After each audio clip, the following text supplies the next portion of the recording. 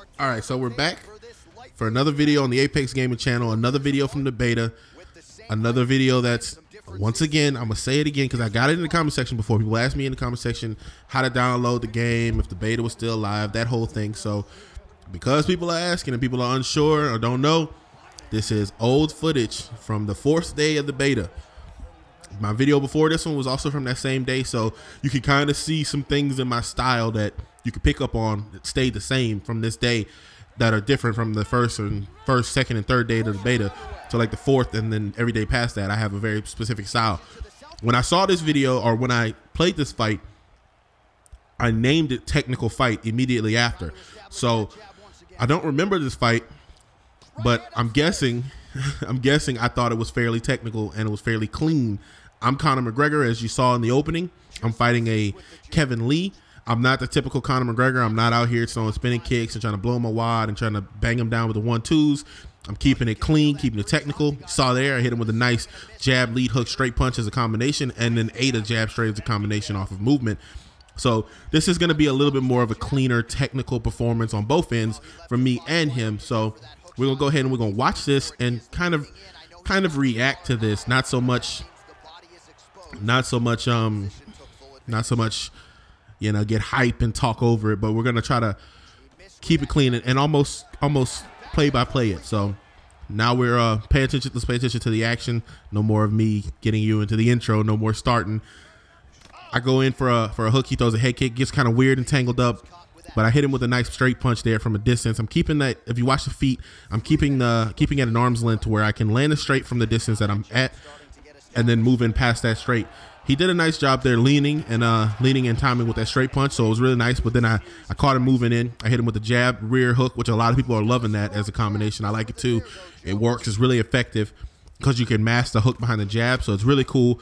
I'm keeping it clean, landing a lot of shots on him, and he's staying pretty conservative, as you can tell. It almost looks like he's trying to preserve stamina and hope for the later rounds, and so am I, because I'm aware that that's what he's doing.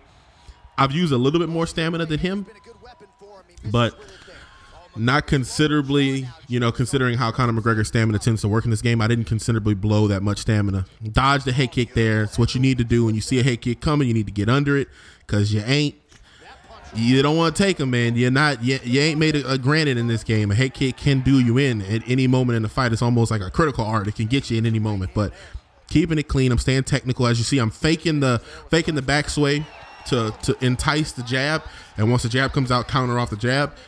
Faking the head, faking the forward to see if he'll move, and he's not biting 100%, but when he does bite, it's an effective play style to fake the head movement, and then wait for them to make a decision, and then use that decision against them, or use that decision to your advantage. And that's kind of a way of my style. It's a way of the counterpuncher. Like, if you watch real fighters do it, they don't do it as drastic. It's not that big of a movement. It's just like little simple head fakes. And that's faking and feigning. That's how you move in boxing. That's how you move in fighting. You jar out, you know, you pump fake, you swing your head. And I faked there, hit him with the hook straight. I mean, the uppercut hook, my favorite combo in the game, or just my favorite combo in punching in general. Heard him right at the end of the round. He decided to play it safe and lay on his back, which is cool. I skipped to the replays. I don't, you know, need to show all the walking to the corners and all that stuff. So I'm skipping all that presentation just to get to the replays. As you see, my favorite combo, like I was talking about, he went for the body jab, and I knew it was coming because I faked forward. I just knew he was going to do something, and when he went to do something, I hit him with the uppercut. As soon as he made a decision, I penalized him with that uppercut to the hook, which is what I look to do with a lot of people. I look to penalize these situations, so I almost try to force you to make a decision so that I can penalize you, and that's fighting. That's fighting in real life, and that's fighting games. You have to bait. You have to bait, and you have to trap. You have to set traps, and I like that you're able to set traps in this game with the head movement. You're able to put people in situations where they want to make a decision, and then they either freeze or make the right decision. And as you saw, I caught him there with a nice clean 3-punch combination, dropped him to his butt, and then we're back to moving and looking for angles and looking for distance. I'm not rushing him, not bombarding him, keeping it clean, keeping it concise, keeping it technical, stand up, pure stand up. I throw a lot of kicks, but you know, I'm more on the boxing side of the technical spectrum of striking. I keep it clean with the punches. I can kick. I prefer to punch, and that's why Conor McGregor is a good fit for me, because his punches work. You know, he's got good power, he's got good speed, So it works. So keeping it technical here. It's a little harder to find the range at this point because he's been hurt a few times. So he's a little bit more on the conservative side since he's been hurt. He's kind of standing at distance, caught his kick and hurt him. I told you, man, body kicks are going to get you reamed in this game. You're going to get destroyed throwing body kicks. So I caught him slipping, caught the body kick, penalized him immediately. You can take him down. There's a lot of takedowns off of that. So if you're a grappler, you can take them down. You don't have to catch the kick and throw a punch. So just to throw that out there. But that's not my style. So I always punch, almost always. If I catch it and I react fast enough, I'm almost going to punch, try to hurt you real quick, and then go from there. But we're back out here moving in space, keeping the distance. Caught him with a head kick. He was perfectly spaced. I knew that because my straight missed, his straight would miss, and the head kick would be there. It's just knowing your space, knowing your distance. Like right here, I was head kick range when I threw that jab. I could have thrown another head kick.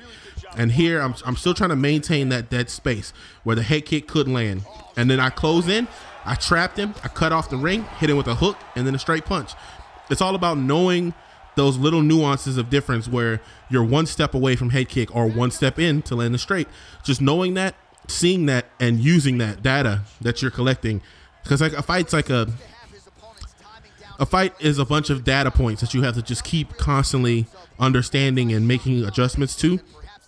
And if you're keeping it clean and concise and technical like I am here, I have the data point. I have the read on him, basically. I know when he's going to kind of become impulsive or when he's going to be too patient. And I'm using that against him. When I think he's going to burst and throw a bunch of stuff, I just get away and I get far enough away to where he doesn't do it. And then when I know I have him jarred. See, he got lucky there. He threw an overhand and a straight hook, a straight jab straight, and they both caught. And then he got careless and got rocked. And then I chilled out and let him breathe into the next round. But like I was saying about his style, like this player, I had particularly picked up on the rhythm for the fact that when he was going to burst, I knew to just stay away. And when I was faking, I knew he wasn't going to react. So it led to me getting a lot of really short combinations in tight and really long combinations from a distance because I knew both when he would or wouldn't do something. So I had a read on him, and it was obvious, and it made it easy, but it made it fun as well because I was constantly trying to further that read and further that information and further close out the show for him. And as you can tell here, I have him at a point where he's just kind of doing stuff to try to stay afloat, and it's not really working. It's not really helping him because I have that read, and I'm taking full advantage of it, but still staying clean, staying concise. I still have used a little bit more stamina than him, but not that much more. To say as much as I've landed and many times I've dropped him, I've kept my stamina pretty in control, which is something you're gonna have to look out for, especially after the new updates they've made. Stamina is gonna be a real threat, and people who get too aggressive, get too wild, get too crazy, and just look for crazy finishes, they're gonna have a rough year because players who are concise and technical and clean are going to run the map even worse than they did on UFC 2 because you just have so many more options now. It's so much more. The field is narrowed, you've narrowed the field for like the crazy things that could happen. Like you're not going to get caught with a 360 kick while you're throwing a jab straight in close. It's not happening. So it's going to be a rough year for those guys. It's going to be a hard one, but I penalized the takedown attempt there, hit him with a head kick, hit him with a running straight, hurt him. I've dropped him a lot of times, so his chin is definitely not doing great. He can't hold up for much longer. He's taking a lot of knockdowns, he's taking a lot of health events, but we're still staying clean. We're still staying patient on both sides. As you can tell, we're both looking for spacing, but he doesn't have the read, and I do. I have the read on his timing. I have the read on his style, and it's only a matter of time before the big kibosh, the Michael Chiavello, the big kibosh. So it's coming. And it's just a matter of shutting down his distance. I closed out the distance there. Jab, jab, straight. He was hurt. Running punch did him in. Like I said, it was all about setting that trap. And once I forced his back against the cage, I limited his space. And I had just the distance I needed to get that jab, jab, straight in. I put it in place. Done deal. So, that's what keeping a clear head and keeping a clear game plan, it'll lead to clean dominations like that. And there's so much room for that in this game where you can get that clean style about yourself. And that's fun, but I also like to brawl too. So I'm on both sides of the scale. I like to be clean sometimes, and I like to brawl other times. It just really depends on my opponent and what they're giving me. If I'm fighting somebody who's really technical, I kind of just like throw all that brawling to the side, throw that craziness to the side, and I keep it tight, and I try to get a clean finish as opposed to just staying reckless and trying to force them to brawl, because you can force some people to brawl, but you kind of see that in them sometimes. You see that they start brawling, you know, they keep it clean, and then you get close, and then they brawl. So you can tell that, and then sometimes you don't see that there. And when you don't see that there, you are foolish in this game to try to brawl when someone's keeping it clean. But until next time, it's been Bryant, the Apex Gaming Channel. Hope you're enjoying the content. Hope you're still excited for the game. Hope you can't wait, because I can't wait. I can't wait to get back out there and play with you guys and get some more finishes, get some more cool knockouts. But until next time, peace out, guys.